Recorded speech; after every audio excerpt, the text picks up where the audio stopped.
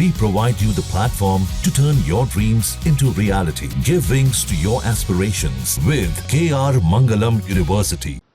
जब मैं स्कूल में था तो तकरीबन मेरे ख्याल से ये 70 का दशक था और उस समय इंग्लैंड और ऑस्ट्रेलिया के बीच में आज शायद क्रिकेट की बात भी करनी चाहिए, क्योंकि मैं देख रहा था कि विराट कोहली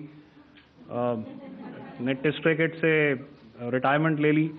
कई भारतीयों की तरह वो मेरे भी फेवरेट क्रिकेटर हैं।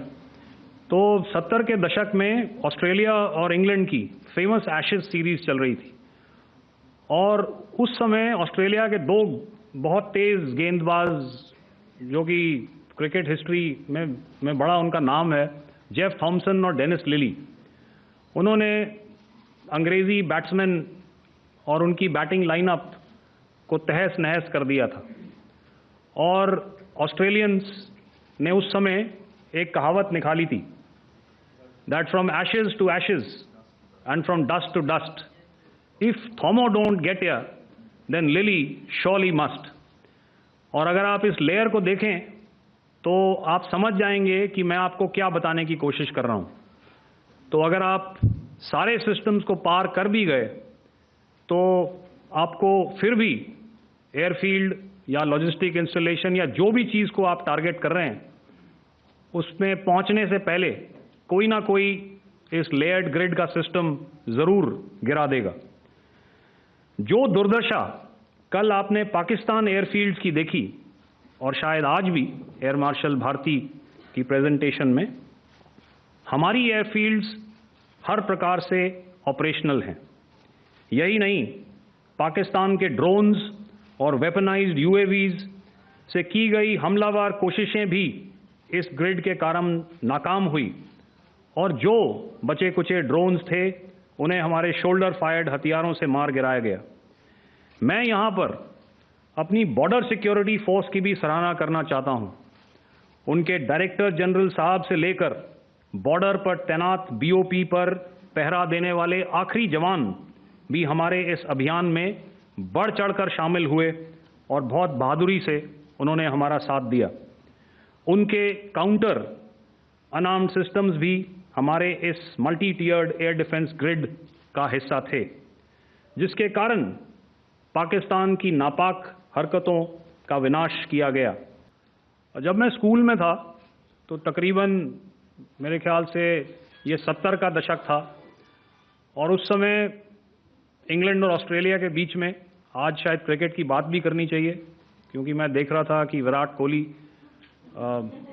ने टेस्ट क्रिकेट से रिटायरमेंट ले ली। कई भारतीयों की तरह वो मेरे भी फेवरेट क्रिकेटर हैं। तो 70 के दशक में ऑस्ट्रेलिया और इंग्लैंड की फेमस एशेज सीरीज चल रही थी और उस समय ऑस्ट्रेलिया के दो बहुत तेज़ गेंदबाज जो कि क्रिकेट हिस्ट्री में बड़ा उनका नाम है, जेफ थॉमसन और डेनिस लिली, उन्होंने अंग्रेज़ी बैट्समैन और उनकी बैटिंग लाइनअप को तहस नहस कर दिया था। और ऑस्ट्रेलियंस ने उस समय एक कहावत निकाली थी, that from ashes to ashes and from dust to dust, if Thommo don't get here then Lillee surely must. और अगर आप इस लेयर को देखें तो आप समझ जाएंगे कि मैं आपको क्या बताने की कोशिश कर रहा हूं। तो अगर आप सारे सिस्टम्स को पार कर भी गए तो आपको फिर भी एयरफील्ड या लॉजिस्टिक इंस्टॉलेशन या जो भी चीज़ को आप टारगेट कर रहे हैं उसमें पहुंचने से पहले कोई ना कोई इस लेयर्ड ग्रिड का सिस्टम ज़रूर गिरा देगा। जो दुर्दशा कल आपने पाकिस्तान एयरफील्ड्स की देखी और शायद आज भी एयर मार्शल भारती की प्रेजेंटेशन में, हमारी एयरफील्ड्स हर प्रकार से ऑपरेशनल हैं। यही नहीं, पाकिस्तान के ड्रोन्स और वेपनाइज्ड यूएवीज से की गई हमलावर कोशिशें भी इस ग्रिड के कारण नाकाम हुई और जो बचे कुचे ड्रोन्स थे उन्हें हमारे शोल्डर फायर्ड हथियारों से मार गिराया गया। मैं यहाँ पर अपनी बॉर्डर सिक्योरिटी फोर्स की भी सराहना करना चाहता हूँ।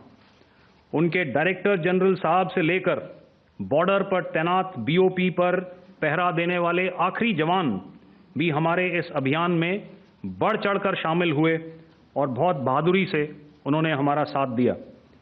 उनके काउंटर अनआर्म्ड सिस्टम्स भी हमारे इस मल्टी टियर्ड एयर डिफेंस ग्रिड का हिस्सा थे, जिसके कारण पाकिस्तान की नापाक हरकतों का विनाश किया गया।